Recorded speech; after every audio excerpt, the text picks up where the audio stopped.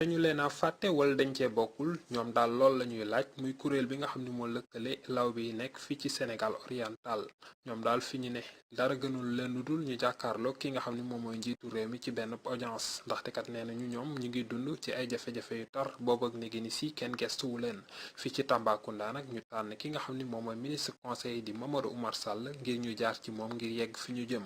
ñun lawbe région de Tambacounda dañu àndoon ak nit yu bari ku ne ànd ay nit kon musuñu am dara musuñu tekki dara loolu moo tax ñu gis suñu bopp ñu bëgg ànd ñun ñëpp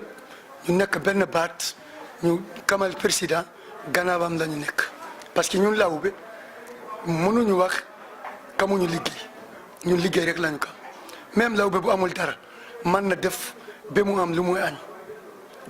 boo gisee nag mënatuñu am dara question de moyens.